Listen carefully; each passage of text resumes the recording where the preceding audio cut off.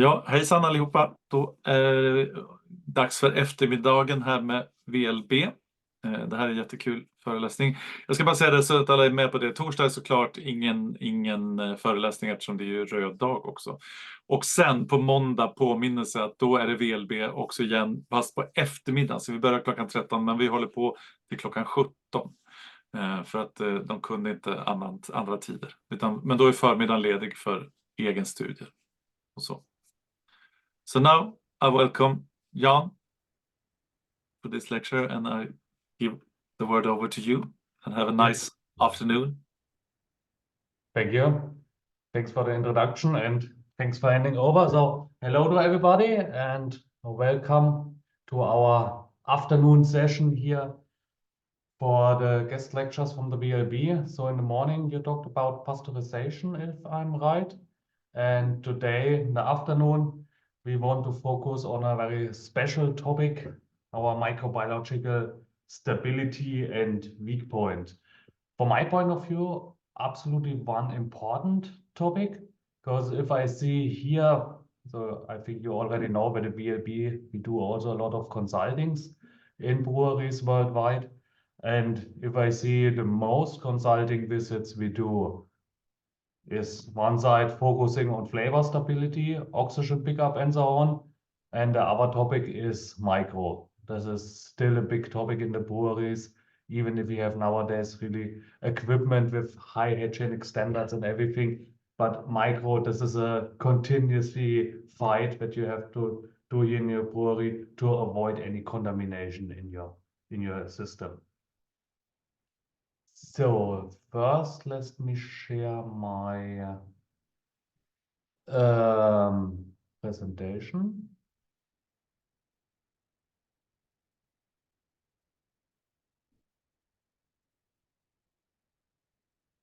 I hope you can see this now. Is it working? Yes, we can. Perfect.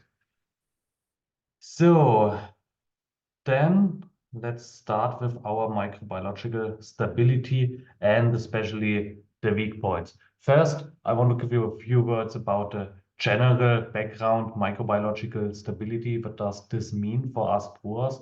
What is important here? And we have to understand that we have in the beer world different terms for stability. So on the one side, we can talk about microbiological stability. This is more or less the idea we want to have a stable product that is not contaminated on the shelf outside in the market or something like this. That means no beer spoilage bacteria or yeast or something like this should be in our product and change the flavor and taste of our product at a certain time. This is one typical stability. The other stability, it's the non-biological stability. Here we are talking mainly about haze formation, protein, polyphenol complex, and so on. So that means we have here filtered beer, and after a certain time, this beer can get hazy. Some particles are formed, and this we want to avoid also because this is something that the consumer normally complains about. Is if you have a clear filtered beer and it's getting hazy, then of course you have to complain from the market.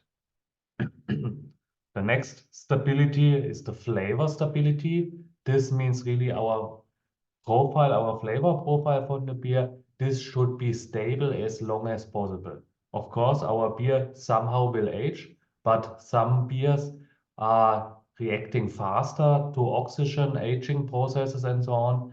And other beer types or beers are much more stable and you have more or less the same taste and flavor for long term. And this is also our target for the stability.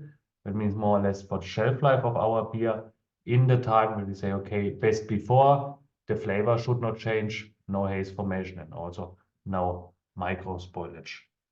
And also a stability term is our foam stability that we have here. That means we want to have here nice creamy foam on our beer, and this should be stable for long term and not gone in between a few seconds and so on. But all this other stability is now at the moment not our main focus. So this will be separate lectures, I would say.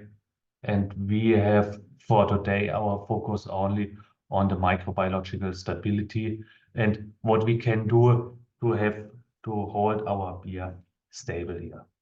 What are my plans for today in this presentation?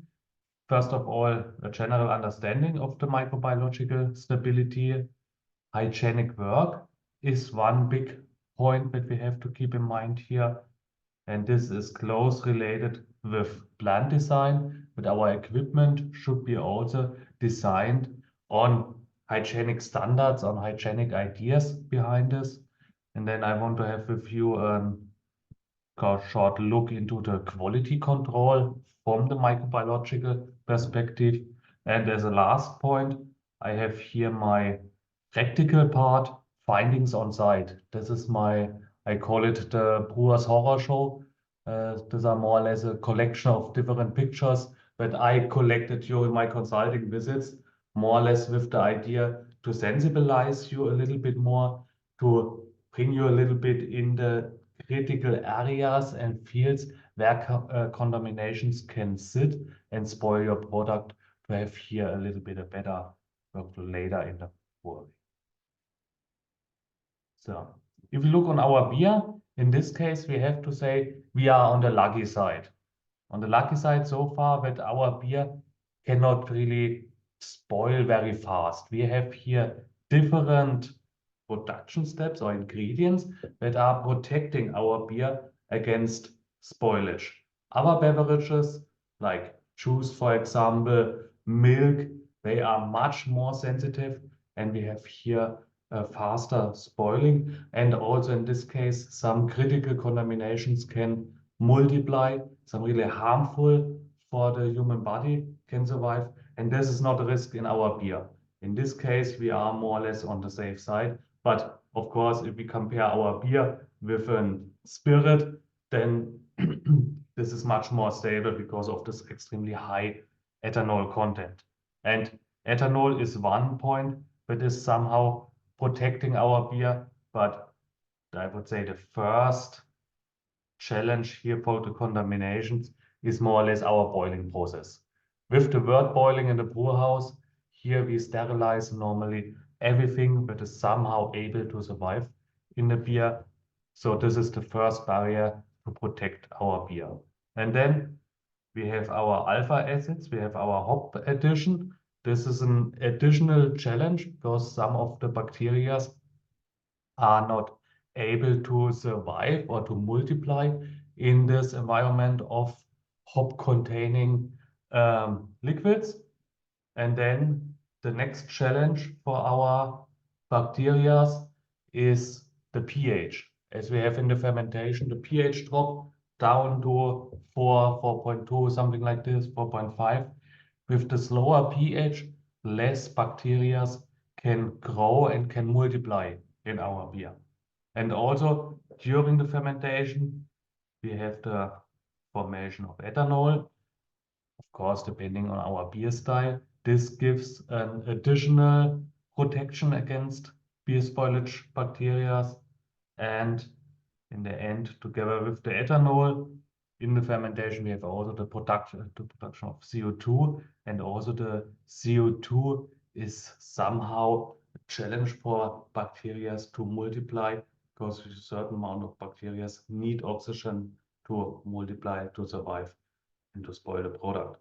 So that means here we have different steps, different barriers that are protecting our beer. But of course, this is here different from beer style to beer style. We have some beer styles, they are much more sensitive for spoilage, and other beer styles are absolutely safe, and we normally can store these beer styles over years, I would say.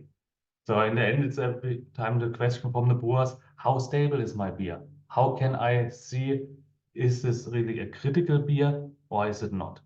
So that means from the ethanol side, we can have our 0.0 beers, for example, our alcohol-free beers.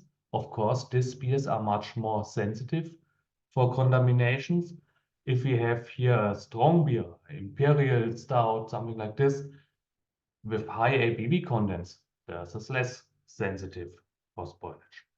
pH, also from the pH, we look into a stopped fermented alcohol-free beer with a higher pH. This is more sensitive. If we have, for example, a sour beer, Berliner Weisse, with a very low pH, of course, less of this contamination can here multiply and spoil. And also bitter units. If we have a wheat beer with very low bitter units, this is more sensitive for contaminations compared to a double, triple imperial IPA with 100 BUs. This is, of course, more stable. CO2, also here, 0.0 CO2. We don't have really in our beer, but we have some beer types where have a little bit higher CO2 content. And of course, in this case, we have also here more protection. Oxygen, if we have production and we don't take care on oxygen uptake, then we can have here somehow high levels of oxygen and more bacteria can survive and multiply. And if we are really able to work here on a 0.0 ppb level with oxygen, then less bacteria can spoil our product. And in the end, nutrients, of course, also here, if we have alcohol-free beer with a stopped fermentation production, where we have some fermentable sugars still remaining. In this case, we are more on the sensible side. And if we have here an ultra high fermented beer with typically minus Plato apparent extract, that means no nutrients at all, nothing to ferment, then of course less bacteria can survive. So if you look here over this slide, you can theoretically say on the very sensitive side, you have this alcohol-free beer, as this is here low in ABV, high in pH. And if it is an alcohol-free wheat beer, you are also low on the bitter units. CO2 is somewhere here. Oxygen, hopefully in this range. And also with the nutrients on the more sensitive side. So for our point of view, the alcohol-free beer is every time much more sensitive for contaminations compared to here really our, let's say, imperial Berliner Weisse. This would be a very safe product, low pH, high ABV, low oxygen, and so on. In general, we can say we can divide the contamination that we can find in our beers into two main categories. The one side is our yeast contamination and wild yeast especially, and our bacteria. Both can multiply in our beer, both can grow, and we will change the matrix in our beer. So that means they start to produce some off flavor. It comes to diacetyl, for example. Acids, if we have lacto, but our beer gets spoiled and gets sour, then we change our flavor profile in the beer. And this we want to avoid. Hazy beers, if we have a clear filtered beer and something is multiplying in the beer, then we have somehow a haze formation. Also, this is somehow a point where the consumer can complain about this and say, no, I want to have a clear filtered product and not something that is hazy, because I'm not sure how my body will react on such a contamination. Over-attenuated beers, that means if you have a yeast here inside, an over-fermenter, and this yeast is using dextrins to ferment more, that means produce more CO2, more ethanol. On the one side, CO2, this can lead really to over-fermentation, over-carbonation, gushing, somehow a problem, but also bottle burst. And this is something that we absolutely want to avoid, where the bottle is exploding in the hand of one of our customers. So really critical points. And here's duct fermentation. Also this can be one point if we have a contamination in the early stage of our production, that our yeast nutrients are missing, and then the fermentation is somewhere stopped in between. We have not a fully fermentation, and also here we are out of our typical flavor profile. And of course, depending on the process, brewing process and the step in the production, we have here different contaminations that we have to keep in mind, or what we have to track. So for example, in the brewhouse, as long as it comes to malt, mash and lautering, there we have this bunch of bacteria. Lactobacillus is here one critical point. Lactobacillus, you have every time on malt some lactobacillus surviving and growing, and every time you have this malt mixed with water and standing for a longer time, the lactose can multiply, and then you have a possible spoilage point for later processes. Yeast, also here a wide range of wild yeast can be found in this area, but also here some malts are more or less critical points if it comes into the malt supply, mashing and lautering. And then we have normally the kettle, and in the kettle, as we have here boiling temperature, everything should be on 0, and we don't have any surviving contaminations here. And then you see for the later production points, our malts are completely missing. This is more or less with the background. Malts need oxygen to multiply, to survive, to grow. And of course, if we start with the fermentation, directly we have the production of CO2, and then no malts can really survive and multiply in our product. And then on the opposite side with the bacteria, you see here the next enterobacteria, if it comes more or less to hygienic issues, but main issue is every time Lactobacillus pediococcus in the fermentation maturation area. This is the most contamination that we find. The opposite side for the yeast, here we can have some wild yeast, and this wild yeast will produce typical off flavors in the beer, phenolic base and so on. So also here we want to avoid this. Later in the maturation and packaging, also here we find our typical Lactobacillus and Pediococcus contamination, but we can have, for example, also here Megasphaera pectinatus. These are contaminations that are able to survive or to multiply in an absolute 0.0 oxygen area. And as we have with the modern filling equipment, the possibility to fill on an absolutely low level of oxygen, these contaminations are more and more popping up. And we had here in the last year several consulting visits. The breweries has compliance about this pectinatus megasphaera contamination. And this is also something that the consumer outside is recognizing very fast, because especially this pectinatus is producing a very typical off flavor in the beer. I would say like wastewater, like a drain, something like this. It's a really spoiled product, and directly in the moment you open the bottle and you have this smell of a wastewater treatment plant or something like this, then you, even as a not trained customer, you know, okay, there is something wrong with your beer and you don't want to drink this anymore. And of course, also as a last step, if it comes to dispensing systems, also here, Lactobacillus acetobacter can be here a critical point, or Saccharomyces to spoil our beer, to contaminate the beer. So a wide range of bacteria and yeast that we have here as possible contaminations in the beer. And this contamination we can sort somehow, we can categorize. One, and these are the most critical one, are the principle responsible for spoilage of the beer.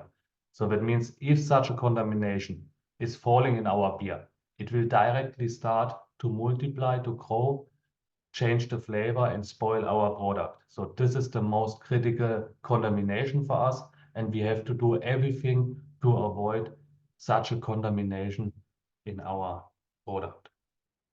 The next category is the potential harmful. That means in this case, if something is not according to standards, these contaminations can survive and multiply in our beer. So, for example, here changed in pH, hop rates, and so on, fermentable extracts. That means here we are talking about, for example, alcohol-free beer that show a more sensible matrix for contamination. Alcohol-free beer, we find more contaminations, more potential harmful. And then we have the category of indirect indicator times, so they cannot directly spoil our product, but somehow lead to some risk. This comes to pitching word. In our word, beginning of the fermentation, don't have CO2 and higher pH. Also, this are conditions where more microorganisms can survive and multiply.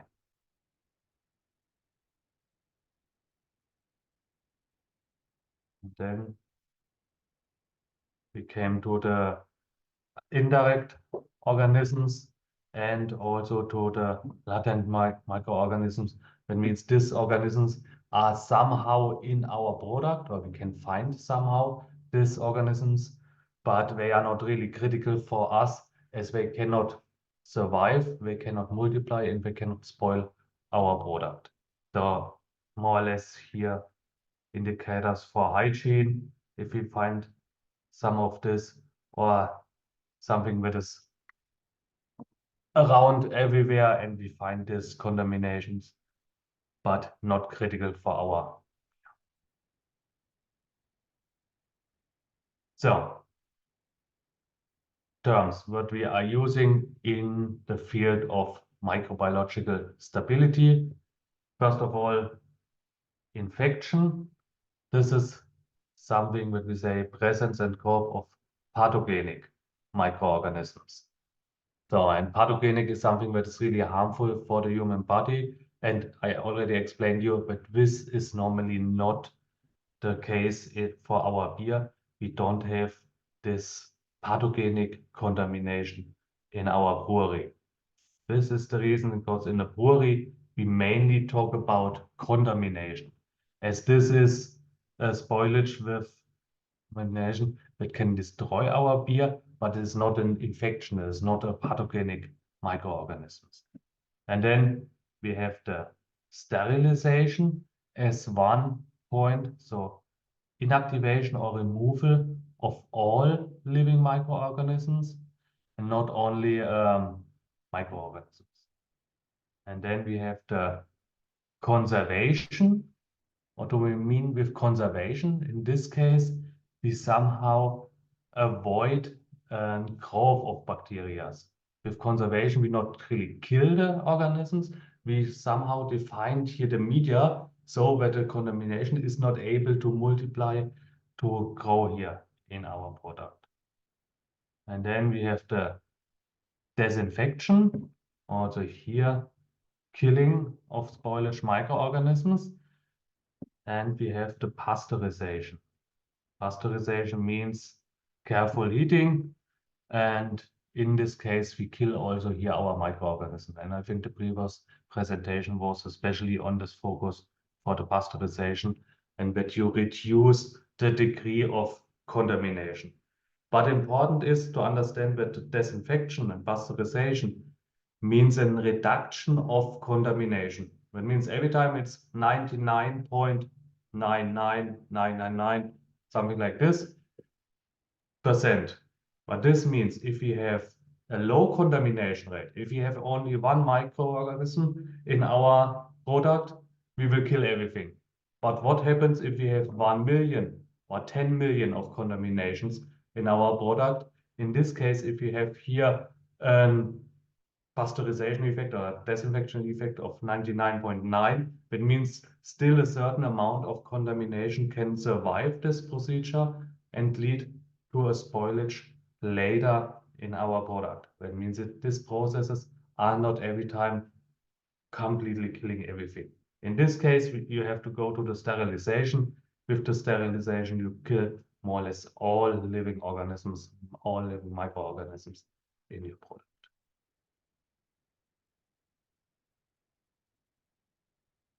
So, and now we are coming to a hygienic work. What is important for hygienic work? Keep it fast and simple, cleaning, cleaning, cleaning, and disinfectant is also important. I think not very special knowledge here to provide. If we are talking about cleaning, alkaline cleaning, acid cleaning, and also the surface active substances like tensides are important to have here our cleaning agents really in all areas and medias active and to remove here all remaining beer parts, dirt and so on, and also to clean it completely. And then as a last step normally as of our CIP process, we have the disinfectant. Here we can use iodine, we can use chlorine-based products, formaldehyde, quartz are here usually used in a brewery, but the most common products are our parasitic acids, as this is the most active one and also not really critical for us if we have here some remaining products.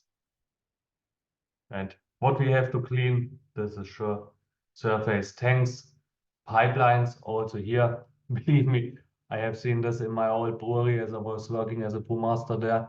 I was starting in the brewery and then I talked with the brewer, the old brewer, about the cleaning of our brew house. And he told me, yeah, I'm climbing in the vessel, cleaning everything by hand. Was common. And I cleaned the vessel. I said, yeah, and the pipelines in between, we never clean. So what? You never clean the pipelines between mesh tun and lauter tun and kettle and so on? No. How should we do this? That's simple.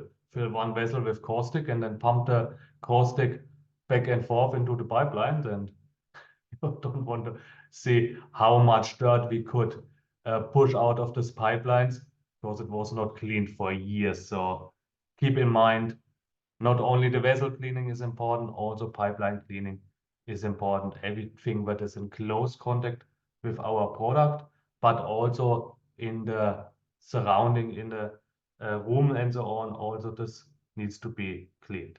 Double seat valves, of course, sampling valves, hoses, fittings, floor cleaning is important, and also your staff and personal hygiene needs to be done, boots and so on need to be clean to avoid any transfer of contamination from one spot to another.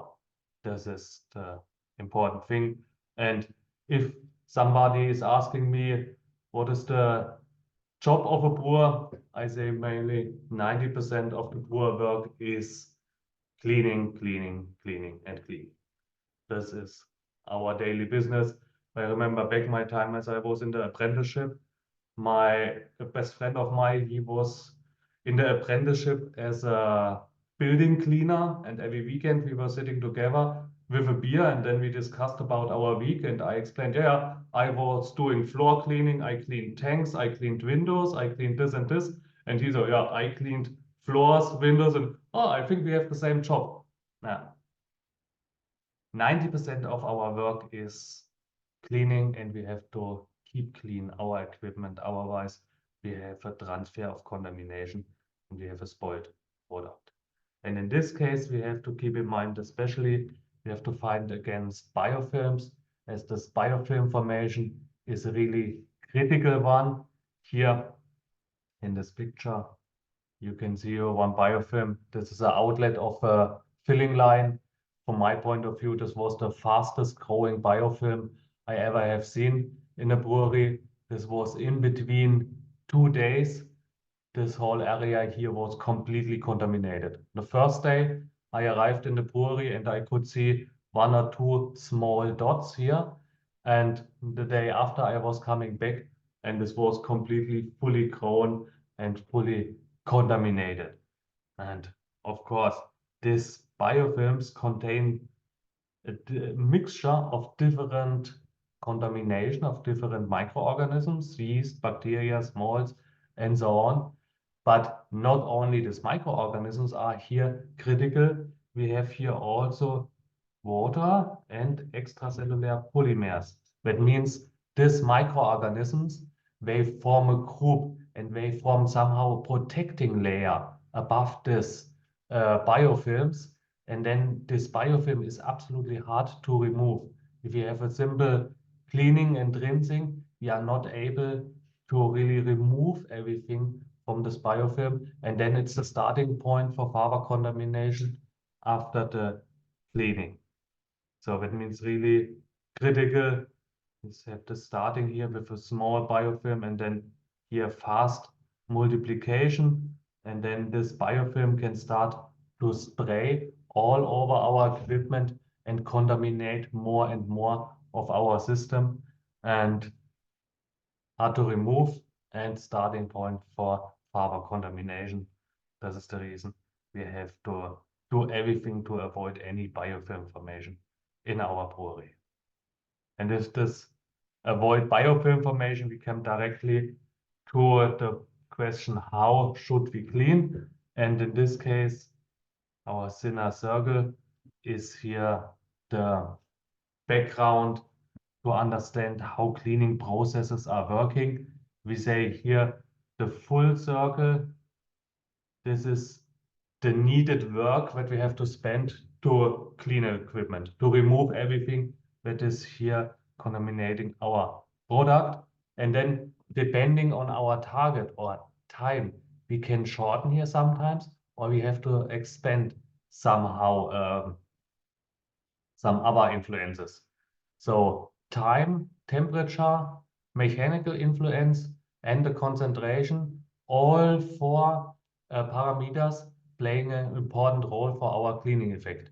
If we have, for example, less time, we need our tank very fast. What should we do?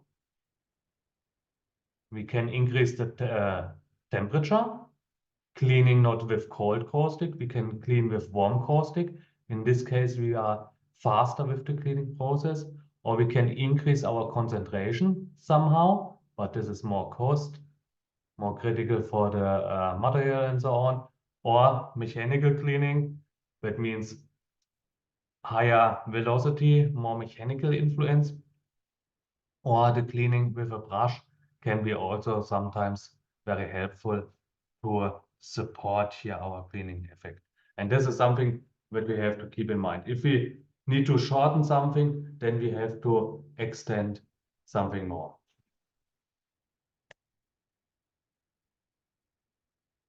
So, and now we understand how the cleaning process is working.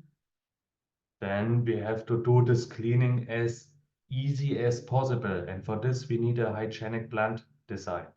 That means our equipment should be set up in this way that we can easily remove all dirt, all contamination, all biofilms in the system. And for this, we have to think, for example, here, gaskets, some gaps that we have here somehow in between, where the contamination can sit, survive, and especially with the small gaps, if we have a cleaning process, our caustic is not every time able to go in the smallest gaps here and remove everything. And if we have here a contamination protected inside this gap, then this can lead to a spoilage then later in the next process. So that means ideally our idea is to have all our equipment without any bypasses, debones or something like this.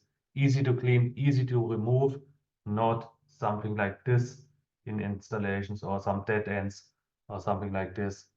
Every of these critical points can lead to a possible spoilage point for our production and spoilage of our beer. Typical examples, every time we have to keep in mind, is it easy to clean? Can we easily remove this? Of course, a plain surface is easy to remove. Also, the surface roughness is here a critical point. If we think about our CCTs, for example, inside the surface should be as plain as possible so that we easily, with a circulation of caustic, can remove everything. A rough surface or corrosion can lead to a not so easy to clean surface. So here in this case, the contamination are more sticky to the surface and we cannot remove this. In vents, tubes and so on, here you have somehow areas where the velocity is reduced. You have not this very good mixing and not this good mechanical influence. Seals are also somehow critical points where some contaminations can sit, survive, and spoil then later your product. Edges, of course, is a critical point. Stirrers, this is a lot of installations here. Also here, very often you find some areas, some surfaces where really hard to clean and hard to remove here. Or with pumps here, gaps and so on. This is also something that you have to keep in mind if you want to have an hygienic plant design. And more or less the main idea, keep this in your system as simple as possible. Avoid anything, any additional implementation. And if you don't need something like a sampling valve, believe me, sometimes I see a pipeline in a brewery and you have 3 or 4 different sampling valves installed in this pipeline. And then you ask the brewer, why? Yeah, we were starting with this, but this is not working anymore. Now we have this, and now we have a second one and so on. But then take out the old one that you don't need, because this is every time a possible point for contamination and something that can really spoil your product here. Keep your system as simple as possible. This is important. Also weldings. Weldings is one point. If I'm on a consulting visit, look every time if the welding is done very well, or if we have somehow here such a gap or such a higher surface, and then you have to think about if you have here the CIP running, our caustic, you have the flowing direction, and especially behind this wall, you have missing velocity, you have somehow a cleaning shadow, and you are not able to remove here really the contamination that is sitting in this area. And then with the next time you come with your normal product, you have then the contamination of your product because of the contamination is still sitting here and was not able to remove. I have a question. If you suspect you have this kind of a situation, I mean, you could try to sip both ways as a way of reducing it. I mean, or what can you do besides taking away the equipment that has bad welds? This would be the first decision. Take out everything that has really this rough weldings and so on. And another recommendation I give every time, try to change also here the flow of your CIP. So that means here in this case, Yeah. if you do the second CIP then from the other side, then you are able to remove this contamination here. Of course, in this case, you have then a cleaning shadow here behind this on this side. So if you are able to switch the flow direction in your CIP, please do so. And also change your cleaning agent. So caustic, acid in combination, or only caustic cleaning and then once a week an acid cleaning, something like this. Possible. Not only caustic and not only in one direction. This is important. There are some of these chemical companies now selling special agents to remove biofilms. Do you know? I don't know what's in them. Maybe it's some kind of tencent or something. But is that just a selling argument, or is there any value in that? in this case, I think it's not only a selling argument. This Okay. is, you have some special, how should I say, ingredients, not only surface tensids. This is also HO2 peroxide to really crack this protection layer from a Yeah. biofilm. Yeah. I will show you later a picture from a biofilm I took. And this was a biofilm, this was surviving an 80-degree caustic cleaning.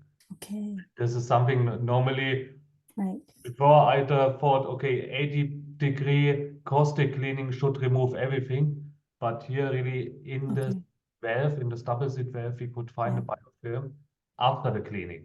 Yeah. So really, Okay.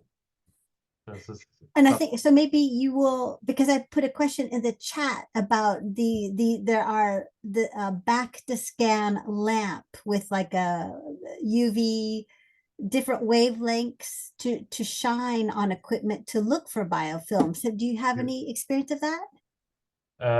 we have somehow a lamp here, a UV lamp to use this, but it's not a small system. This is a little bit a bigger one and not really comfortable to handle around, especially Okay. if you are on a consulting visit. So Mm. we used this years ago, but nowadays it's more or less out. Okay.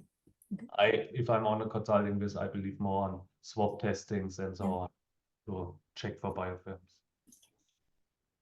Thanks. But with the questions in the chat, I would say in the end we have enough time to go through, and because I'm not able to have here the presentation and at the same time one eye on the chat, so sorry for this.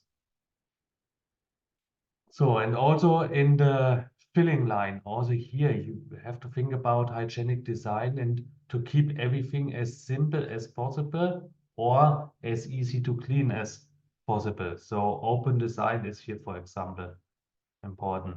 Construction details, stopping surfaces, that you have here an easy cleaning, and especially if you have here, for example, a foam cleaning, that this foam is really nice, around, sticky for some time, and then you simple with water, rinse it out, and remove everything from the system. Additional points that you have to keep in mind to remove this or reduce the microbiological risk: aeration of production facilities and removal of the excess air. Here, every time bring out humidity in the air to avoid here any growth of molds and so on and so on. Natural and artificial illumination, this is also something. You need good light to see the biofilm, to see the contamination in your working space. Drainage of liquid. This is also something that you see more or less in every brewery. I think this is a natural law that the drain should be at the highest point in a room. Everywhere you find such constant installation that you're not really able to drain all liquids on floor, and then you have the liquid for a longer time standing somewhere. And of course, then all contaminations are happy and multiplying here. Floors, walls, or other surfaces, easy to clean. That you easily brush off, wash off, and clean everything. CIP system is clear. Storage and transportation of sensitive goods. Keep in mind labeling substances. This is also one point. So, and now to the quality control, because we want to check also, is there any critical point for us for contamination? Are we on a good condition, or is something going wrong here in our facility, in our system, and we need to take care more and more on our cleaning processes? One thing that we have to do here is think about our quality assurance from the microbiological perspective. And here we have different steps included. And these different steps are more or less designed for, you have to implement a microbiological control in your brewery. Or for me, it's the same if you are on consulting visit with the microbiological consulting as background.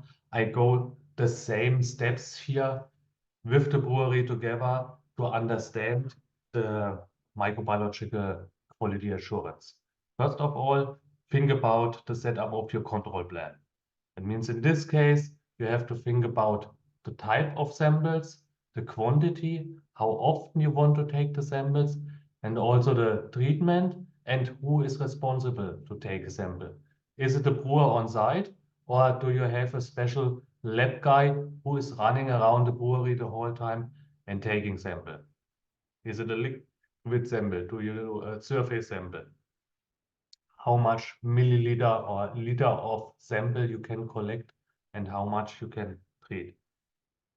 This means if I do a consulting, the first thing in the brewery is sit together in the morning in the lab, talking with the operators or with the lab guy, with the responsible for the quality control to understand the control plan. And then as a second step, I go with the responsible person to one typical sampling point. And then okay, please show me how is your procedure to take a sample out of a tank, out of a pipeline, from a surface, and so on. And in this case, you have to think about or see how is the sampling valve? Is this really a proper sampling valve for microbiological control? Or is it only a water tap or something like this? How is it with the swab testing done? Or are there any automatic sampling valves installed and used for the sampling? And then if the sampling on site is finished, we go normally together back into the lab. And then I want to see also the treatment in the lab. What is done here? Is it membrane filtration? Are there some bouillon liquid incubation used? Or is it a very simple forcing test? That means you take a bottle, leave it in the lab at 20 degrees for 1 week, 2 weeks, or 1 month. And then after this time you check, okay, is there haze formation? Is there formation of off-flavor? Is there any change in the product that can lead to a customer complaint later in the product? And then the next step is the interpretation. That means here we are with different tests. We have to find out what contamination is in our product. Is this something that is really critical for us?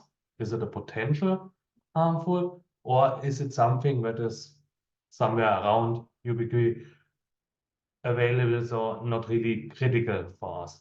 This we have to find out in the interpretation. And then from the interpretation, it goes into the documentation, because also here I want to see, is it easy comparable? Because I remember my time as a brewmaster, okay, I could remember what happens last week, what happens 2 weeks before. But 4 weeks ago, do you remember what happens last year in your brewery? How was your contamination rate last year? Was it high? Was it low? Is it every time in the first week of May where the contamination is exploding in your brewery or not? For this, you need here a documentation that you can easily go backwards. Okay, is it the same, or are you running out of somehow your hygiene here in the brewery? And also traceable in the case a customer complaint is coming from the market. I have to, over the filling date, I have the possibility to go backwards. Okay, this beer was in filling line 1, in BBT 15, was over this filter, was in the fermentation in this tank, and so on, to see, okay, was there any point where the contamination can come from? And then the last point, the decision, the most important one.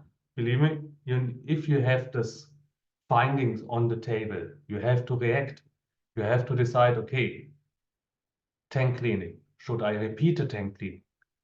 Do I have to adapt my procedure? Because every time this tank is not fully cleaned. Or do I have to change something with my sterilization process? Or in the worst case, do I have to uninstall everything and do a manual cleaning? Sometimes this is also very helpful. Or the most critical, of course, a recall of the batch. If the product is already contaminated on the market, then you have to react. Then you have to take it back somehow to avoid that this contamination is really multiplying and spoiling. And then you have a big complaints from the market and you lose your market share and everything. Reputation. Reputation, yeah, this is exactly what. And this is, believe me, something that is very important here. Be responsible, take the decision. Several times I have seen in breweries that all the findings were on the table. The breweries know that the product was contaminated, but they send it to the market because nobody was really feeling responsible to make the decision, and everybody was, oh, not my decision.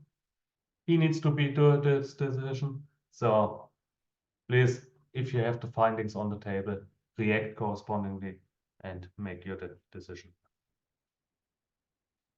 So a little bit deeper to the different steps. Setup of the control plan. In this case, we are on a lucky position because in our brewery, normally the whole production is only straightforward. From the brew house, fermentation, filtration to the filling, from one step to another. The only thing that is going really in circles and can spray a contamination around is the yeast, because we harvest the yeast, we repitch the yeast, and in this case we have here somehow a cross-link between our production, but the rest of the production goes directly from the brew house in the fermentation and then filtration and filling and so on. So this is simple to do. In this case, we have first to define the important production points. Here, of course, the process is more or less the same in all breweries, but some breweries have a filter, others have only a separator, or some smaller breweries don't have even a separator. So this can be different here from brewery to brewery. And then we have to think about what are the influences on our product. What can happen with our product? Haze formation, if we have a filtered product. Formation of off flavor, taste, and so on. Change in the pH, CO2, overcarbonation, and so on and so on. And these are then the microorganisms that we have to check for. You know, okay, critical for us is haze formation, then we check for bacteria and yeast. Over fermentation, then we look for over fermenting yeast and so on. And also here an important hint, if we are talking about a filtered beer, in this case is our brewer's yeast also a contamination. Several times I have seen in the breweries that the filtered beer was checked for beer spoilage bacteria, for wild yeast, but not for the normal brewer's yeast. But in a filtered beer, this is also a contamination and we have to check for. So please keep this in mind. And then if you know the microorganisms that you want to check for, you have to see the needed medias and also the incubation conditions. What temperature, what time, and so on and so on. And then you have to schedule somehow the sampling plan. That means how often you take the sample. Do you take a sample once per shift, once per filling, in the beginning or in the end of the process, something like this. And in the end, you have something like this. This is such a control plan. Plus, keep in mind, this is only here an example. And if we are talking about here microbiological background, the first critical point for me is cold word. Brew house, outlet. This is the first time that we have cold temperatures, a media with a lot of nutrients, and the first time we have to fight here against contamination, and this is the first sampling point for me every time to check. And then depending on the setup in your brewery, you go from the beer and the fermentation. A yeast sample is very important. A beer in the filter outlet, BBT, filler inlet, and then of course you have to control also the final product in the bottle or in the keg or in the can to check really, okay, this product goes now to the market and this is without any contamination. Now, control plan, sampling. What are typical sampling valves or parts that we have here? And in this case, I recommend every time to use this sampling valve with this double nozzle. Why? If you look here on this cutoff, this sampling valve, think about on the one side, this is installed to the CCT. If we would have only one outlet, that means here the beer is flowing this direction. In this case, we cannot clean the sampling valve independent from the cleaning of the tank. If we have only one nozzle, then we have only one flow direction, and only during the CIP we can have a bypass and clean the valve and so on. Yeah, but not independent from the tank.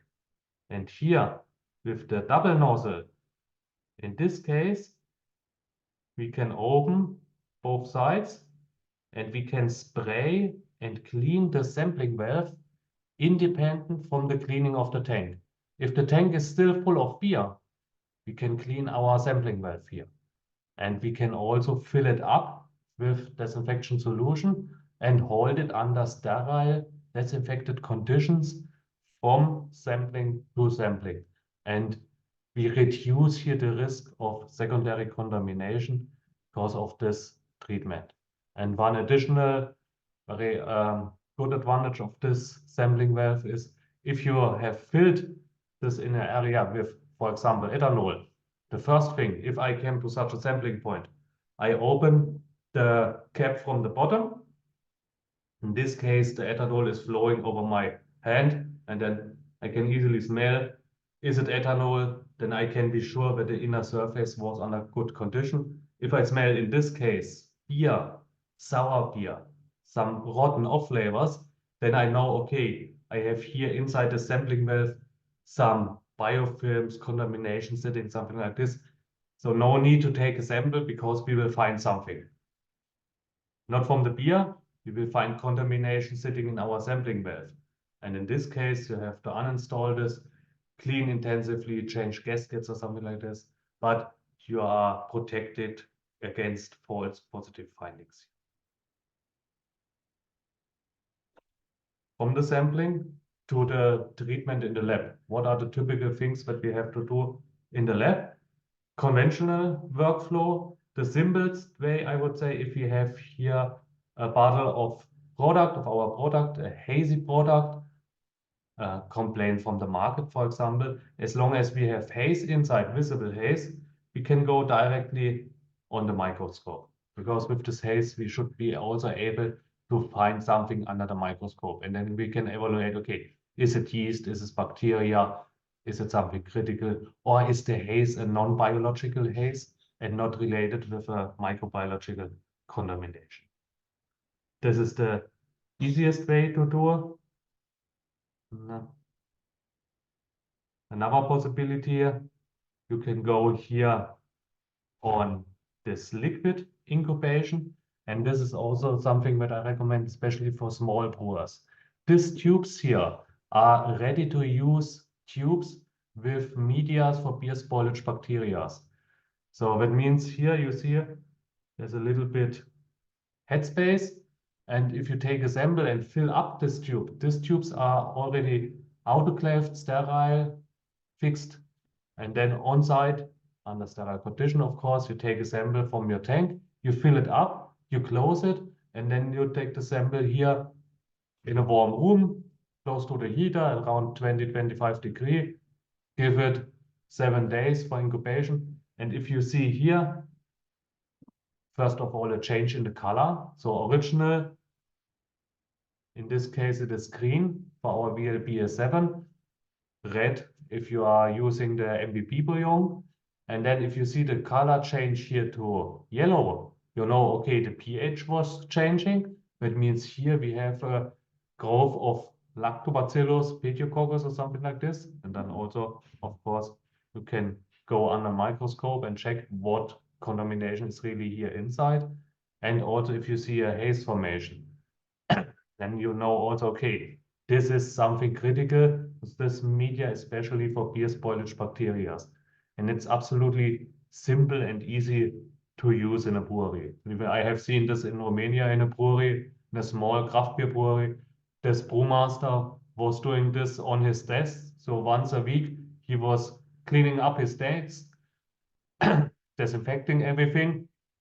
And then he did this filling of the tubes on his table. And 1 week later, he could say, okay, this fermenter is clean. Fermenter 2 is contaminated. 3, 4, and 5 is okay. And so he could somehow a basic microbiological observation about his hygienic status in the brewery. And he was able to trace backwards some problems with contaminations and so on. And the most advanced system, of course, is here our membrane filtration, because here we use this membrane filter and we can use a much higher volume. So these funnels here are usually filled with 100 ml, half a liter of liquid, something like this. And then we are able to really find trace contamination. And another positive example is also here. We can see, is it a contamination with only one contamination, or do we have a mixed contamination? Like here in this picture, you see 2 yellow dots, and you see 1, 2, 3, 4, 5, 6, 7, 8, 9 of red dots and a bunch of white ones. So this is a mixed contamination with different bacteria and different yeast. And then you know, okay, now I have to react because there's really something ongoing, some biofilm growing in my system, and you have to do an intensive cleaning. And here in the second picture, this was a consulting visit we did with this was not a brewery, this was a vineyard, and they want to know if the filling line cleaning was done proper. So in this case, we pushed in water. So this here was the inlet sample, and this was the same water running out of the filling tubes. And I think here you absolutely agree that this CIP of the filler was not proper. This was fully contaminated with yeast here and not efficient enough. And this is a helpful tool really to find here your weak points for contaminations. And then further steps, I already explained you. We have to find out what type of contaminations we have. You have to document this. And the last point, the decision, really decide what to do with your batch. Recall from the market or not, additional cleaning, intensive cleaning, somehow pasteurization. If you have the batch on the still in your warehouse and you know, okay, this is contaminated, then you have to go to the pasteurizer to make really sure that no contaminated product is on the market and can spoil here. So in summary, we can say that this microbiological quality assurance is a really powerful tool. But we have to do this on a correct way. We have to keep some points in mind. Otherwise, we will have here false positive and false negative findings. And this will lead to false decisions. And this we want to avoid. Of course, we have to think about our ambient hygienic conditions in the working areas. If we have a room that is fully contaminated with molds and everything, the risk is so high that we pick up secondary contamination from the room. We have to avoid. Hygienic maintenance, especially our sampling valve. This should be under good conditions without any contamination point to avoid that we pick up somehow here contamination. A control plan needs to be on the table. Everybody needs to be informed. Okay, Monday morning we do samples from brew house, fermentation and filling. And on the second day we are in the filtration. We have to take the samples here, here and here. And I have to take the sample, this volume and this amount and so on and so on. Well-trained staff also here. Believe me, not only ones that I have seen in the brewery, a lab guy responsible for sampling, but he didn't know how to handle such a sampling valve, and he did it completely wrong, so that he took up secondary contaminations from the area around and from the sampling valve, and of course he did find something. The representative sample, for this I have a special slide. Also sterile working conditions in the lab, and also that you avoid that you mix up some samples. If you have a sample from the fermentation and one from the BBT and you mix it up, of course you will have here false positive and false negative findings. use the right enrichment and cultivation methods, evaluation and interpretation, and the documentation of the results. These are the points that we have to keep in mind if we want to have this microbiological quality assurance as a powerful tool in our way. So, and now to my representative sample in this slide. In this case, I want to go with you to a small example here. Think about, we have our brewery, we have a filter, and we take a sample from the filter outlet, a Kieselguhr filter, and in our example, this filter is not working well. We have here 10 CFU colony forming units. So for example, 10 yeast cells are breaking through, and this 10 yeast cells we find in 100 ml of sample. To give you a little bit of background, the target for a filter acceptance test, for a Kieselguhr filter acceptance test, is below 5 yeast cells per 100 ml. So a Kieselguhr filter is not really a sterile filter. A certain amount of yeast cells can break through, and as long as it's below 5, everything is fine, and the Kieselguhr filter will pass the acceptance test. But in our example, we are the double amount of the contamination. This is our starting point. Now we take the sample in the lab, 100 ml, we do a membrane filtration, we do an incubation, and after 1 week, we will find 10 yeast cells on our membrane filter. In this case, not surprising, nothing special. So now we have a very smart guy in our lab, and he wants to save time. He knows, okay, if I reduce this volume by a factor of 10, less volume, faster, I finish my work. In the end, I have more time to drink a beer. So he is starting now to reduce the volume to 10, and is using only 10 ml. What happens with our findings?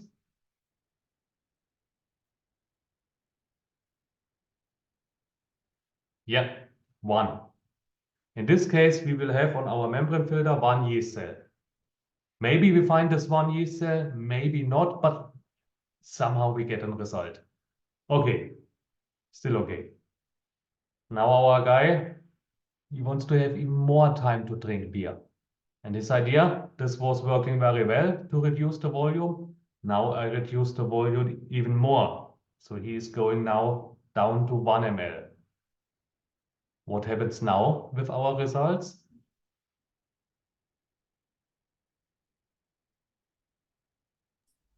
Zero 0.1. 0.1. If you do this on the mathematic scale divided by 10, of course, we will have a 0.1 yeast cell. But in the real world, we will not have a 0.1 yeast cell on our media. How is it looking in the real world? In this case, we will have 1 sample without contamination, 2, 3, 4, 5, 6, 7, 8, 9 samples without any findings. And only the sample number 10, here we will have 1 yeast cell. And now you are coming as an external consultant to this brewery and ask about the hygienic status. And then you say, oh, we are absolutely fine. 90% of our samples are clean and only 10% of the samples are contaminated. In this case, I would say, okay, sounds good. Because if you have a 100% clean brewery, this is also something that is not working. I have seen breweries where showed me tables over 1 year, no finding, nothing at all. So, yeah, sometimes you do something wrong and sometimes you pick up a contamination from the air. If you are 100% on zero, this is also not realistic. But a 10% contamination, I would say, okay, it's somehow good. But then in the end, think about, we are here on the double amount of our specification. So this is really a contaminated sample.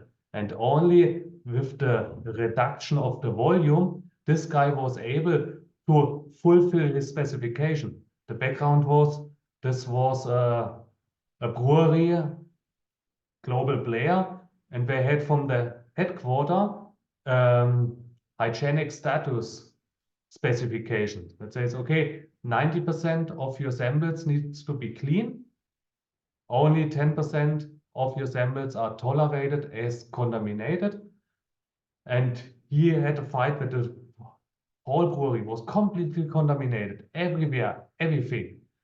And the only challenge he did, he reduced the volume so far that he could fulfill here the specification.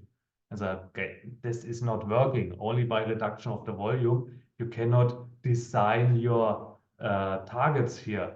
You have to use the 100 ml. And if you have a contaminated brewery, then you have to clean it. Believe me. And this is for something that I have seen in a brewery, that only by the reduction of the volume, he was able to come in this specification. So if you are talking about micro values, every time ask about the volume and not something calculated to 100 ml, really how much volume is used in your lab on the membrane filtration. And then you get a much better feeling if this is realistic, if this makes sense, and if you are able to find here trace contaminations or not.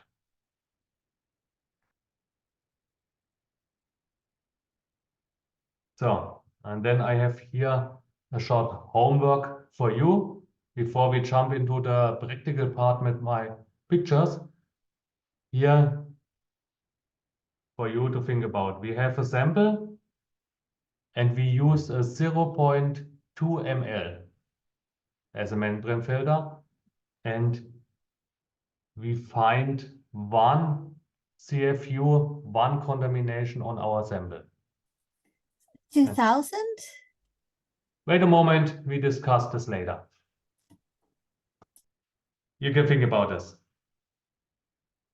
So, and now I would come with you to the practical part, or you want to have a short 10 minutes break?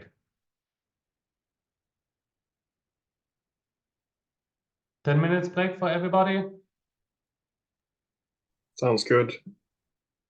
Use the restroom, relax, grab a beer, and then we will go into the horror show for brewers. So we will be back at 2:25. Now.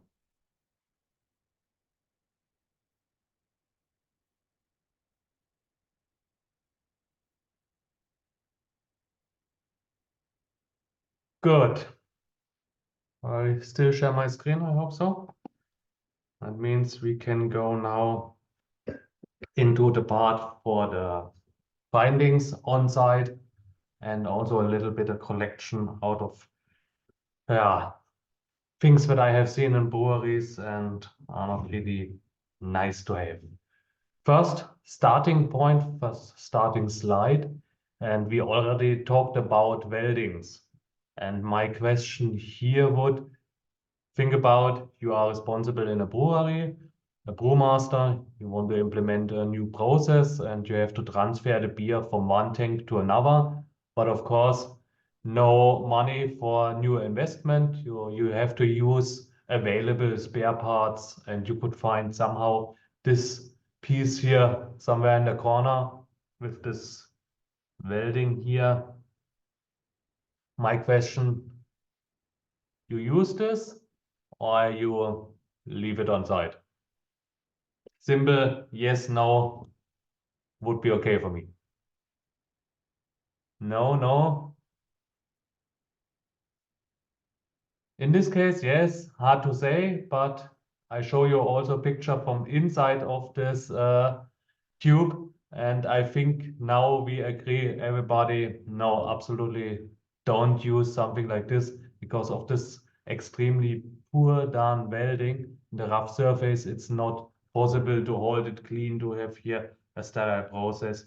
For sure, you will have here contaminations on this. Next finding I showed you here is in the brew house. This here is more or less the outlet of the water chiller in the brew house. That means here, this is the pipeline for the cold wort from the brew house into the fermentation. And then was in this brewery larger accidents with some caustic in this pipeline. And maintenance guy, he opened the valve here, or the connection, and then he was met with caustic and big problems, and of course, and so the brewery decided, okay, before we have again such a mistake here, we want to have a valve to drain the liquid in the pipeline before we open this. So we called the maintenance guys, and so please, here on this pipeline, we need somehow a small bypass valve to drain the whole amount that is here inside. And then this turns out here. And now think about, you have here, no, that's my pen. Here's the valve. And this long line here is still open to the main pipe. That means during the chilling, the wort will flow inside, but then the CIP is coming. But the caustic and the water is not able to rinse out everything here inside. It will not go deep into this line and remove everything. That means here, over a certain time, of course, you will have here some contamination point, biofilm formation, and so on, and so on, and so on. Because this distance is far too far to the main pipeline, and this is somehow kind of a dead end here that you have. If you have such an installation, that you have a main pipeline, and you need to have here a small bypass, we recommend to have here, measure the diameter of the small pipeline, and then 1.5 of the diameter should be the distance to the main pipeline. If you have such a short connection, then your caustic, your cleaning agent, is able to remove everything and wash it out. If it is longer, then the way is far too long, you lose velocity and so on, and you are not able to hold this absolutely clean. So keep this in mind if you have such installations here. Another typical point, if you do consultings, I remove here every time gaskets. Because sometimes you have some not so nice surprisings here behind the gaskets. And here you see there was a biofilm behind the gasket, and think about this here was a yeast propagation tank. That means in this moment, the yeast, freshly propagated yeast, was transferred from the propagator to the fermenter for the first pitching. And of course, the gasket, if you have some pressure differences, some pressure shocks, the gasket is moving. And with this movement, every time you have the chance that some contamination are flowing around this gasket and contaminating your fresh propagated yeast directly. And in this case, you have here a CIP and central infection point directly in the first step to propagation. So on a regular basis, remove the gaskets, look behind, do your maintenance. We usually recommend to have latest once a year, change all gaskets in your brewery. I know this is a certain investment, but be on the safe side to avoid contaminations. This is absolutely necessary. And believe me, during my time as a brewmaster, I had every time 2 or 3 gaskets in my pocket. And every time I have seen some broken gaskets, for example, something like this here, directly remove this, replace it with a new one, and then you have a better working condition. So here, this is a picture I took. First of all, yes, this gasket here is absolutely broken, but also for me, it was complaining about this black liquid here inside. Think about this is the BBT. This means here you have more or less the filtered beer before it goes directly to the filler. And this was in this case outside. And of course, if you have here the beer standing inside and all contaminations from the air can spoil this, and then you transfer this directly to your filler. Also here, again, a really nice picture from a gasket. And here I was starting the conversation with the brewmaster, yeah, but this is not completely destroyed and contamination point, you have to remove this. hey, it's not so critical. It's still tight, it's not leaking. And there was just a hot caustic cleaning, so should be not a problem. Okay, let's remove this. And then we did here the whole gasket in our VLB S7. And I told you before, if you have this color change from green to yellow, red, orange, something like this, then a contamination, a beer spoilage bacteria was multiplying, the pH was changing. So here, this is a zero sample. This is only VLB S7 media. And here, this is a positive sample with lactobacillus. And here you could see with the gasket also haze, changed color. That means here inside this destroyed gasket, there was a contamination sitting. And of course, this is then also contaminating your product. So take care on this.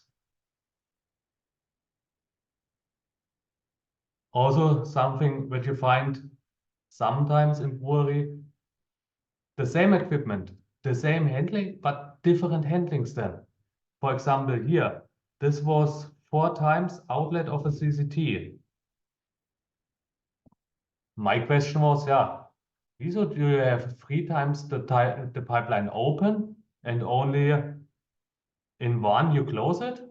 Normally, if you have a clean cellar and everything, you should have all these connections also closed with a blind cap to avoid that any contamination, especially from the floor. If you spray around with water, you can spray also contaminations into these tubes. And then later during a transfer, of course, you transfer this contamination also in the CCT. So recommendation is every time close it. So I was starting this conversation, but then during my conversation, I was opening this one outlet, and of course there was a blind gap, but then behind the same picture, there was still word in this line. This was the word transfer line, but absolutely dry and really sticky. And so nobody rinsed this.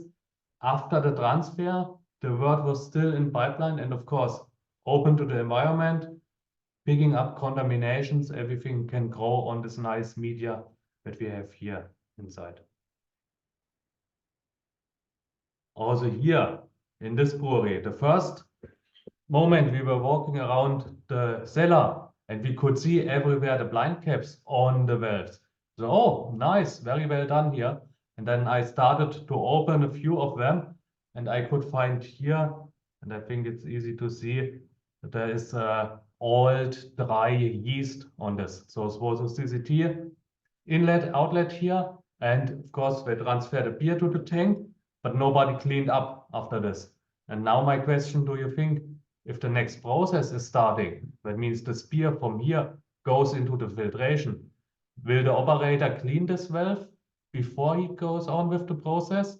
Or is it only plug and play and keep me alone, I have to run my process here?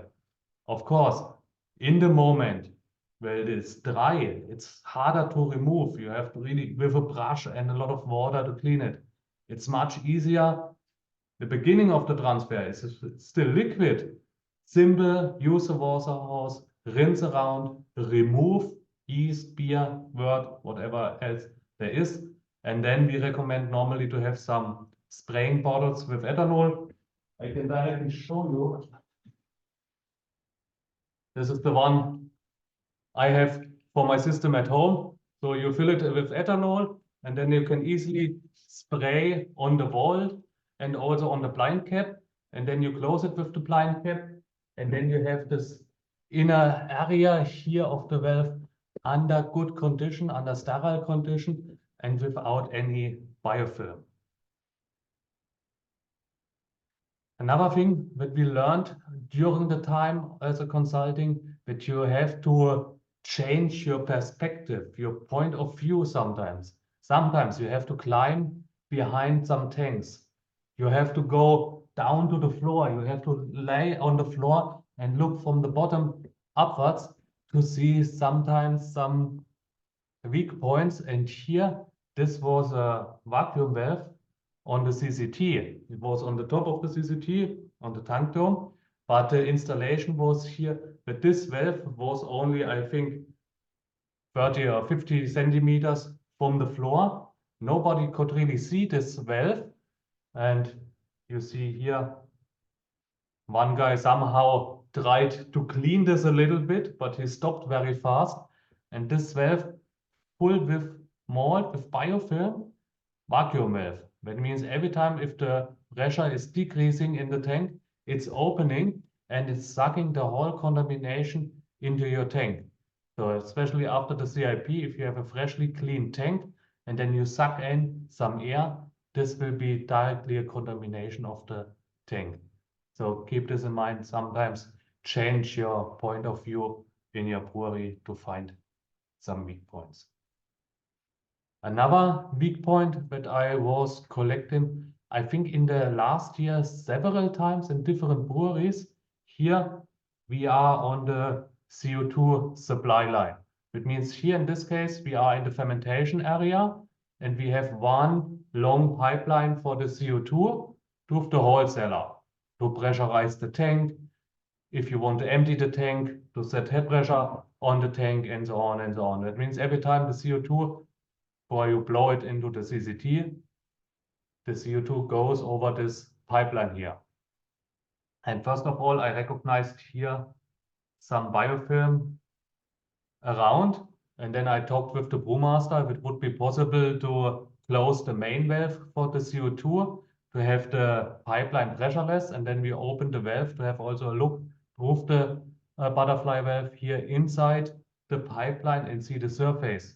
And here, yeah, it's not really in focus from the camera, but in the back, you could see also here some biofilm sitting inside the CO2 pipeline.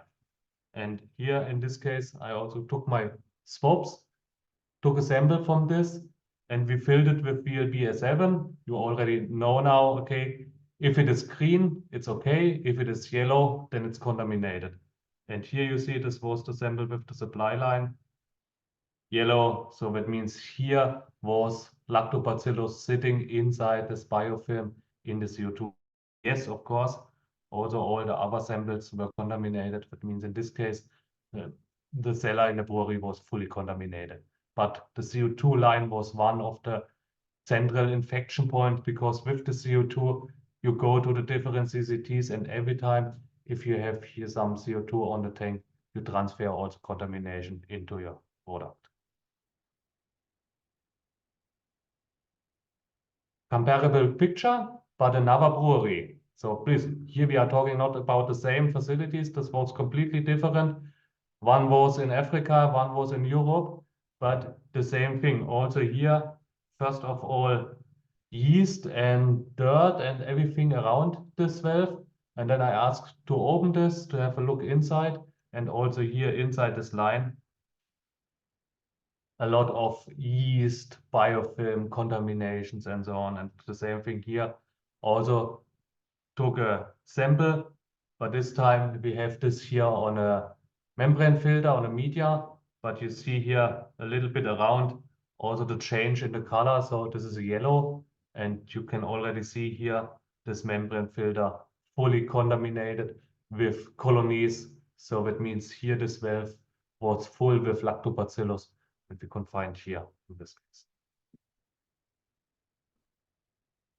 Another typical finding in breweries are disinfection valves. And especially if you have such swing bows here, very often you see that they are pushed into this disinfection valve, only in, ready. But very often if you see something like this and you start to move this, then you recognize that some air bubbles are coming out. Of course, this area where air is, we don't have any disinfection.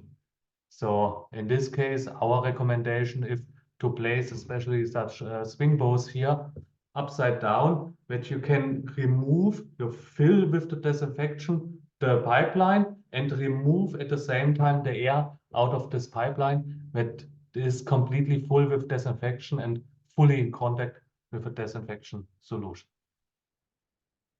Of course, don't do something like this. This is not really a disinfection valve. This is, I don't know what. And also here, In this case, the disinfection bath is used only to hang up your swing bows, but this is not a disinfection, that's for sure. To show you also some positive example, here we are in a disinfection bath that is so designed that the operators had the only chance to hang in a swing bow here. It's in this upright position. And it is, in this case, automatically the disinfection goes in, the air is blowing out and removed, and you have the whole pipeline filled with disinfection. So I was really surprised to see this here in a brewery, and this was also a reason I took directly a photo, and it's now in my presentation here. Another very typical weak point are hoses.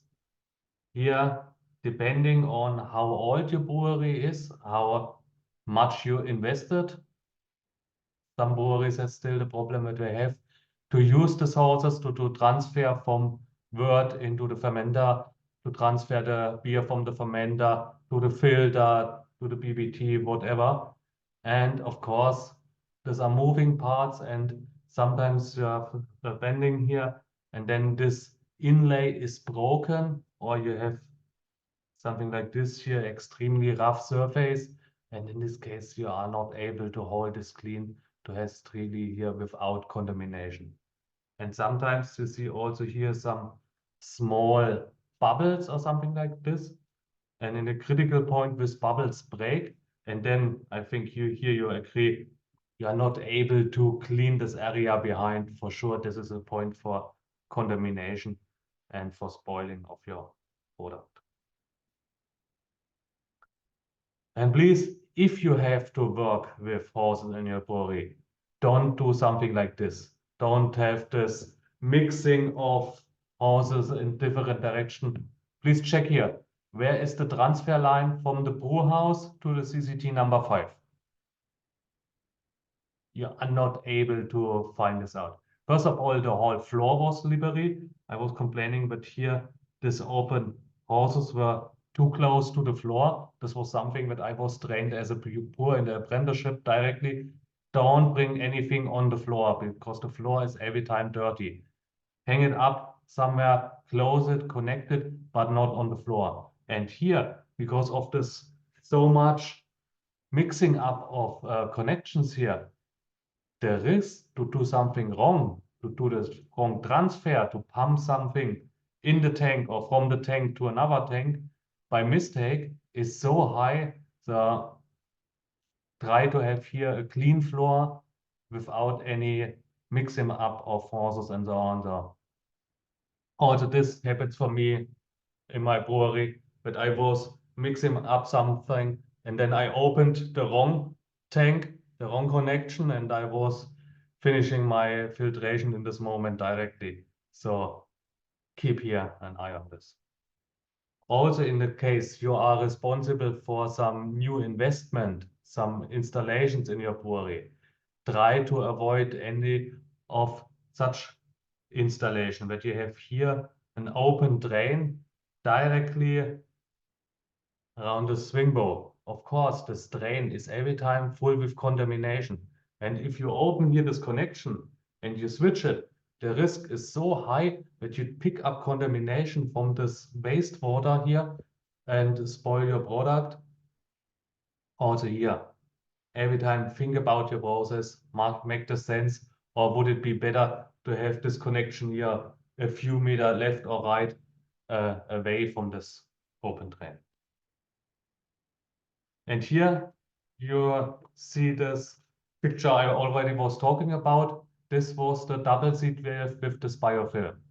So here I was in a brewery, a German brewery, a nice setup. Really, the fermentation cellar was, I think, 5 years old, fully automated, stainless steel, absolutely fine. And the brewmaster complained, yeah, I have somehow house contamination in my cellar. I can do only one fermentation. And after the first generation, my yeast is contaminated. So I have to use every time a fresh propagated yeast. And I talked with him, this is not possible. Normally, so I have such a new equipment and everything. You should have 5 or 6 generations of your yeast without any contamination. There must be somewhere a weak point where the contamination is sitting. And then we try to open some different valves here, and one we recognized here. And first moment I was surprised, because for me this was looking like a ceramic surface here inside of this valve. And I was asking the brewmaster, why do you have a ceramic surface on this double seat valve on the stainless steel? And he looked to me and went, no, why? It's stupid. I said, okay, this is not ceramic surface, this is what? And then I took my finger inside and I could really see slippery, slimy, a little bit like Kieselgur. And so, oh, this is not a ceramic surface, this is a biofilm here. And then I took my swab, and back in Berlin in the lab, incubation on VLB 7, and we could find here everything that is showing in the Brewer's micro book for contamination. So lacto, petio, living yeast, everything was here inside. And keep in mind, this was shortly after a hot caustic cleaning. And this was the surprising moment for me, but then of course it makes sense. This biofilm is a protecting layer, and this caustic is then not really able to remove this. Additional, the brewmaster could find out that this double seat valve here was during the installation, this was wrong connected. So the air pipes were wrong connected. So this valve was not fully opened during the CIP. It was only opened by half. And so a lot of this flow, velocity and so on was missing. This mechanical influence was missing. Back to the thinner circle. This case is getting shorter, and then you have not this normal cleaning procedure. And then this biofilm could grow.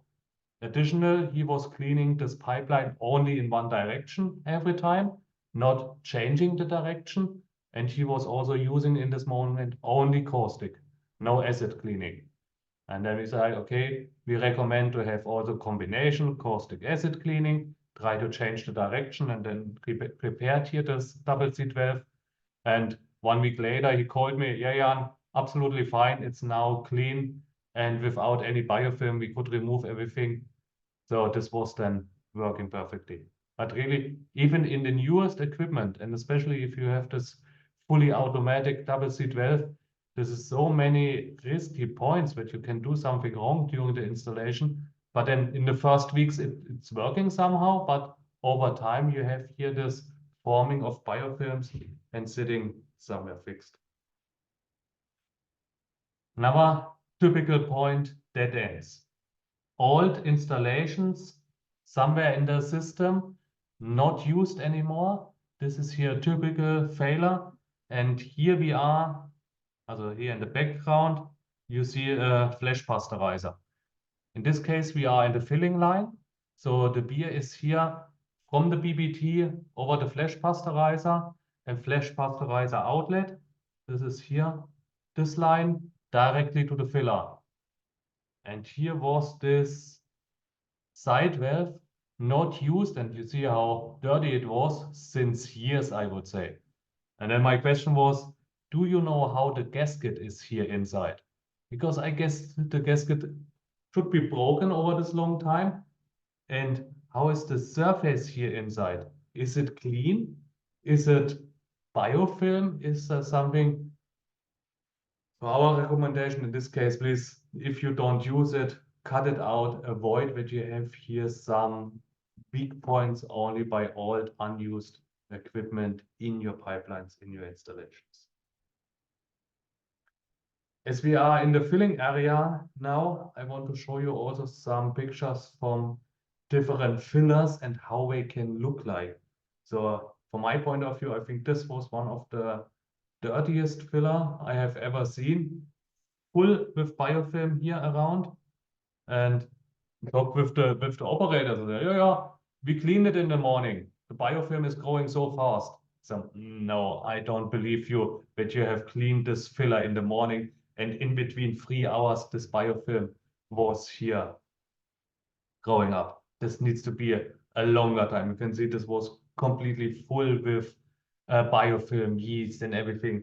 And in this moment, we stopped the filling directly. So I was together with the quality responsible guy and the brewmaster, and they said, no, stop your work, make a deep cleaning. Tomorrow we will coming back. We check the filler. If it is clean, then you can go ahead. But at the moment, stop the filling process because this is far too risky to push out contaminated products to the market. And then on the next day, we were coming back. And guess what this guy has done in between?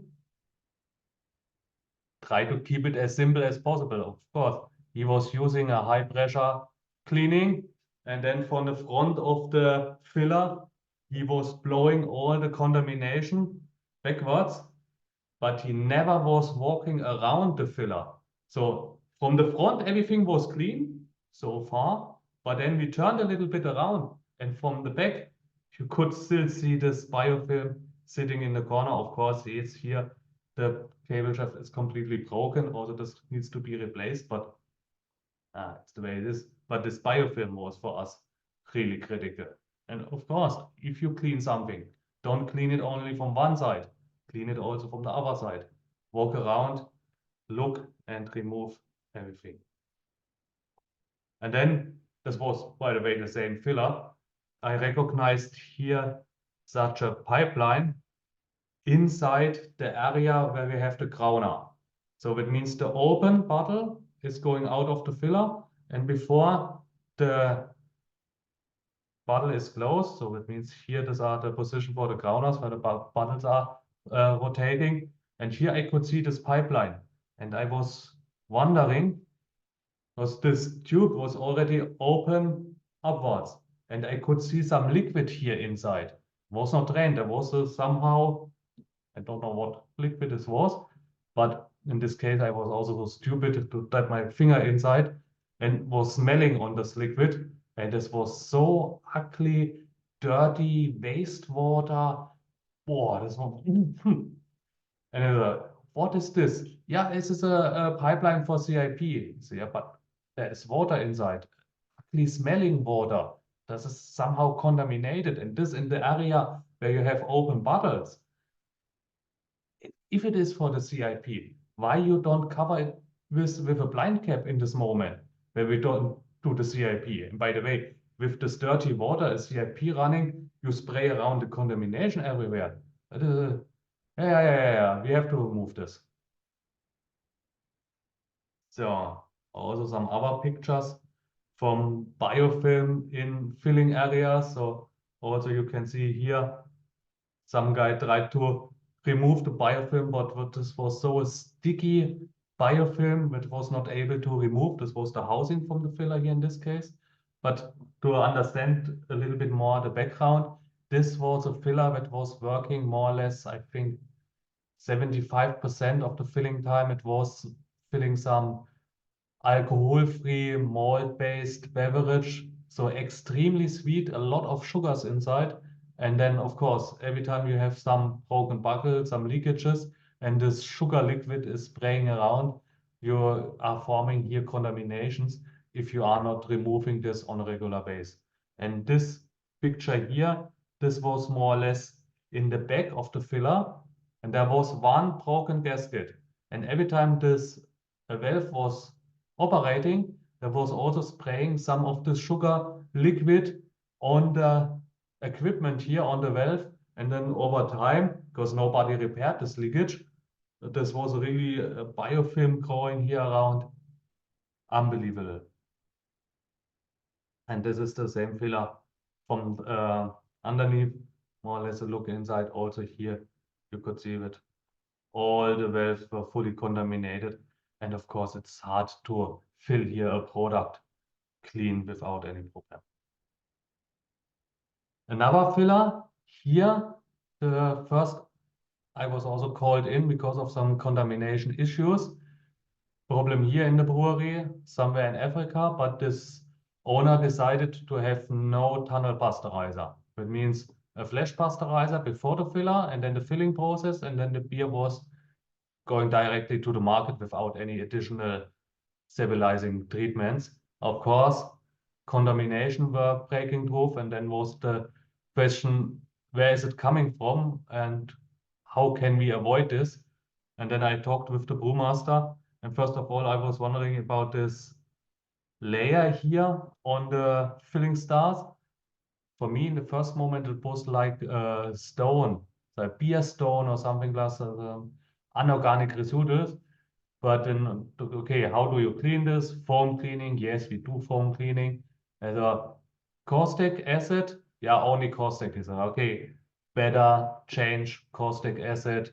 And then we were able to organize some acid foam cleaning, and then we did a acid cleaning. And you could see this was here after the acid cleaning, that this layer was then easily to remove and to scrap around.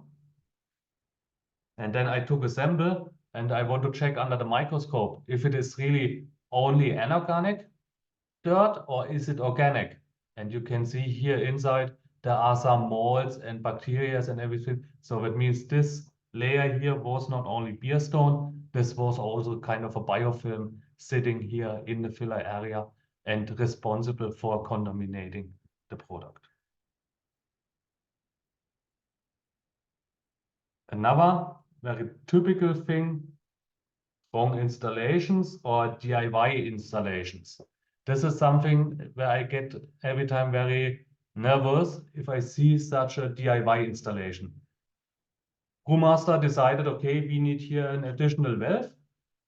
Maintenance guy is doing something, and then by coming, I check once, 2, 3, 4, 5 times, think about the process, and if this installation really makes sense. Here in this case, we are on a yeast propagator. The normal flow is we have here a flow meter for the air, then we have a valve, and then the air goes via a sterile filter and here into the yeast propagator from top, propagate the yeast to aerate the yeast and everything. And then the brewery decided, no, we think that the mixing is not very well in this propagator. We want to have an additional support of air from the sampling valve into the tank, and we need here an additional valve on it. So it means in this case, the maintenance guy was connecting this valve here to have more or less from here a bypass to the sampling valve. And do you recognize the failure? Wrong side of the filter, maybe? Absolutely. It's before the sterile filter. That means in this case, the brewery was blowing the whole time not sterile air into the propagator, and they wondered why we could find contamination in the fresh propagated yeast. They say, yeah, not surprising if you work with a not sterile air here.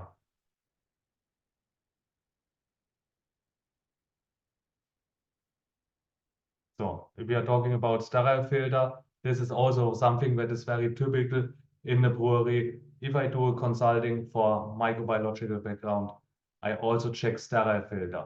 We normally have several sterile filter installed, starting in the brew house for the wort aeration, and then every equipment normally in the fermentation area, in the filling line, in the filtration. There should be a sterile filter, and then if you open this housing and you look on the sterile filter, then you sometimes get here really surprising moments. In this case here, you see this filter was completely without any gasket. That means in this case, the air goes every time the way of the lowest resistant.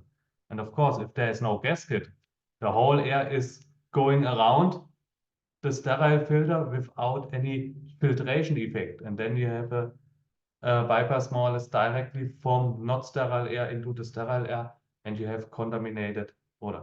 And also here, there are some broken areas inside. That means this filter is not anymore a sterile filter. It's not working. And this was also, by the way, a wrong installation here. So inlet and outlet were also switched. So this was also operating in the wrong direction. So everything that you can do wrong with a sterile filter was wrong here with a sterile filter. And then in another brewery, I had also the surprising moment as we were checking the sterile filter in the filler area. So for the CO2 supply of the filler, we opened the housing and we check the sterile filter. There was no sterile filter. Was completely missing. And surprisingly, on the housing was the date last replacement done. Everything fine. And then we opened the housing and the brewmaster was like, what is this? The whole filter is missing. And then not surprising if you have contamination in your product if you don't have here any sterile filter. To go not only in the production line, to show you also some weak points that you can have sometimes in the lab area. I have here a few pictures from a consulting I did. As I told you, I check also the treatment in the lab and how this is done. And here I was so surprised about the handling in the lab. First of all, it was not on a clean bench, so it was open in the room, or more or less simple here on the table, without any disinfection and nothing. So all contaminations that were flowing in the air were possibly also sedimenting down and could contaminate the samples. And then it was doing the membrane filtration here, close to the strain here, without any barrier here in between. That means everything that is here in the drain sitting can possibly flow around and contaminate your product. And in this case, the risk is so high to have here cross-contamination, to have secondary contamination and false positive findings. And additional here in the back, you see there is a trash bin. And in this, you could already find old medias from the week before, already full with contamination and mold and everything. And this directly below this working area here. Also here, only by airflows, the risk is so high to transfer contamination from one place to another. But in this case, you can, it's not necessary to do a micro because you will find anyway something. So please also here in the lab, keep an eye on this and avoid any cross-contamination. So more or less the last slide is then here a typical spraying shadow that we could find in one of a fermenter. Of course, we have here a CIP bowl. Sometimes it can happen that you have small particles from gaskets or something like this, blocking some spraying nozzles in your CIP bowl. And then over time, you have somehow an area that is not cleaned anymore. And then step by step, you have here the forming of some biofilms. And in this case, our recommendation is every time, try to have every half a year all your fermenters open, check the fermenters if there is somehow spraying shadows, some biofilm formation or something like this.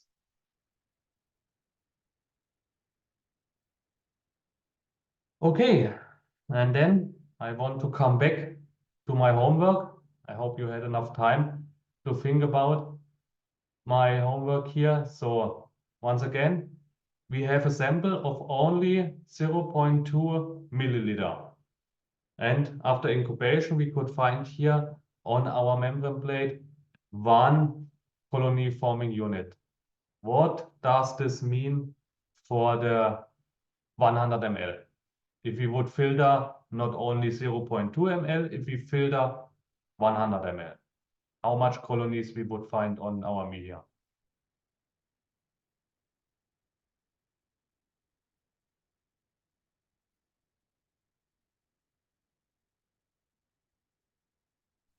Would it be 500? Yep. And 500 is normally a number. We call it a GNTC, two numbers to count. You will not count 500 colonies. That means your whole media will be completely full with colonies. And here in this case, you have only one colony on this. And only with this change in the volume, you have here this influence. And think about one colony means a little bit another volume, and you don't find nothing. And if you have this then every time calculated back to 100 ml, that means you have a 0 or 1 finding. That means nothing or completely contaminated sample. And in this case, it makes no sense. Of course, you have to go here to a higher volume to get here better results and more answers also about trace contamination. So a 0.2 ml is, from my point of view, a too small sample. You get not really good answers here out of this. So, do you have any questions?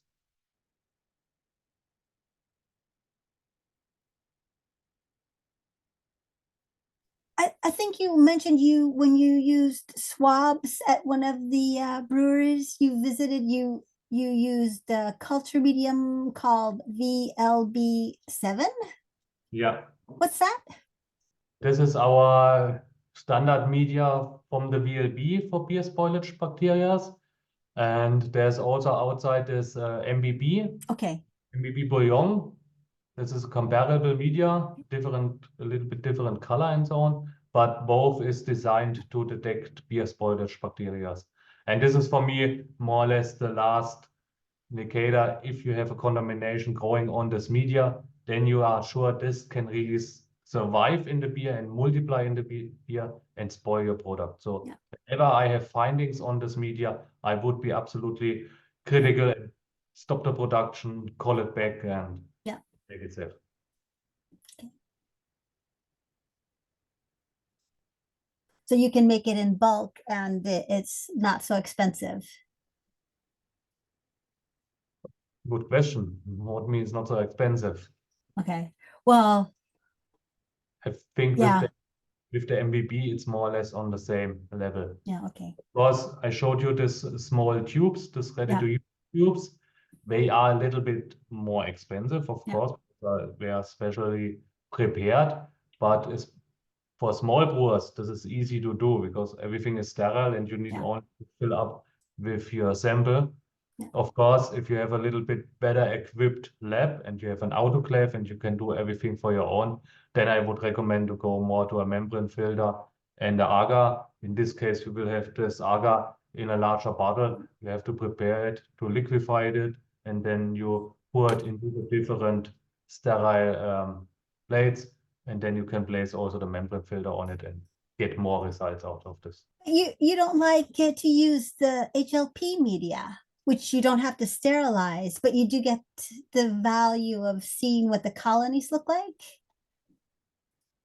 HLP, Hughes, that's also common for lactobacillus and pediococcus. Yeah, but you have to differentiate here because some medias are designed for lactobacillus growth, but not all lactobacillus will grow in beer because some lactobacillus are sensitive for bitter units or acids. So in this case, you can find on this media, if it is a general media for lactobacillus, you can find also some strains that will not survive in the beer and not die in the beer. So in this case, you will have more positive findings then.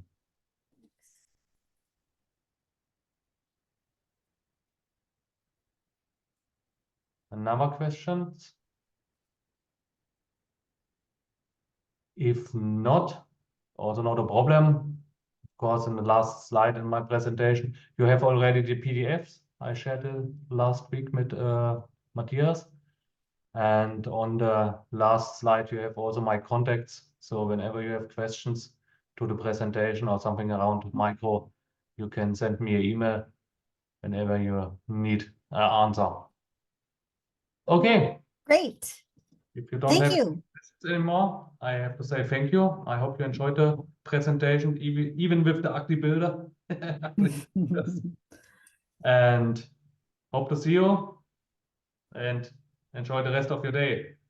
Thank you. Thank you.